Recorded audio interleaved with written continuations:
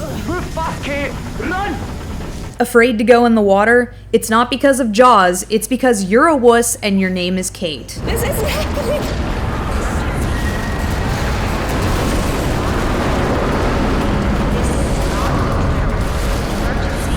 Hydrophobia is a survival adventure game initially released in September of 2010 on the Xbox Live Arcade. This title was weak at launch. It was $15 for 3 hours at best of gameplay, and developers Dark Energy Digital had a lot of pride when responding to critics. The main reason why I hadn't picked up this title until now is because of the cocky reaction of the studio to poor reviews, which incited an even bigger annoying argument. I wrote the game off and just ignored any news about Hydrophobia since it was all just ridiculous drama. So when I was cycling through games on the Xbox Live Marketplace a few days ago, I came across a cheaper $10 Hydrophobia. A little internet digging showed that back in December of 2010, Dark Energy Digital dropped the price by $5 and added a patch called Hydrophobia Pure that reworked the game in response to critic and consumer reviews. I was curious, which may have been the intended ploy, but the new product was different, bigger, and cheaper, so I dropped the Microsoft points and started swimming.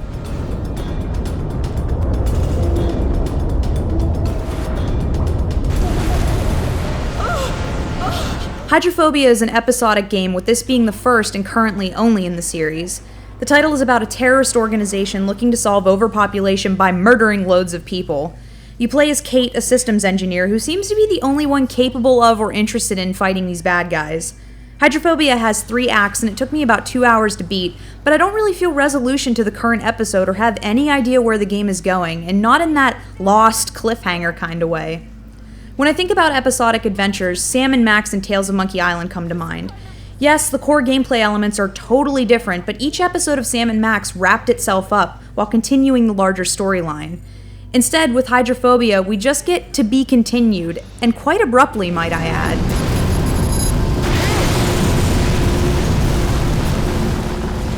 Gameplay mechanics vary from matching wavelengths by wiggling the analog sticks around, to parkour but not really wall scaling, to straight out shooting. I'm not a fan of how you can aim while in cover and then just pop up when you choose to shoot. Blind fire would have made more sense in that design aspect, but for some reason they balance out the ease of shooting someone blindly with the inability of Kate to automatically go back into cover. This started a reflex of tapping B every time I wanted to hide after shocking someone in the head, but the controls weren't always responsive and that led to unnecessary deaths. Characters are underdeveloped and I find that makes everything difficult to care about. Maybe Dark Energy Digital expects me to empathize with Kate's fear of the water, but her cries of terror fall a little flat as I just rush her straight in without even dipping in a toe to see if it's cold.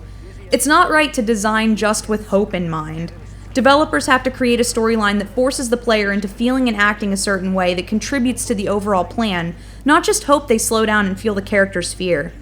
Half-Life 2 has been the most successful at pacing and emoting using gameplay, and, not like this needs to be said, but Hydrophobia is no Half-Life 2. Come on! Hurry! Overall, this game is still weak. Pretty, but weak. Gameplay is interesting in the first hour, but the second half of the title is a little boring. The character animations were wonky at times, and the initial hand-holding was suffocating. But hey, at least the navigation maps are pretty sweet. I think Hydrophobia is mediocre, which really isn't a good thing.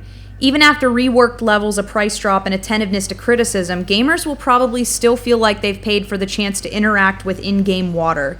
The fluid dynamics are definitely different than anything I've ever seen before in-game, but that isn't a strong design leg to stand on.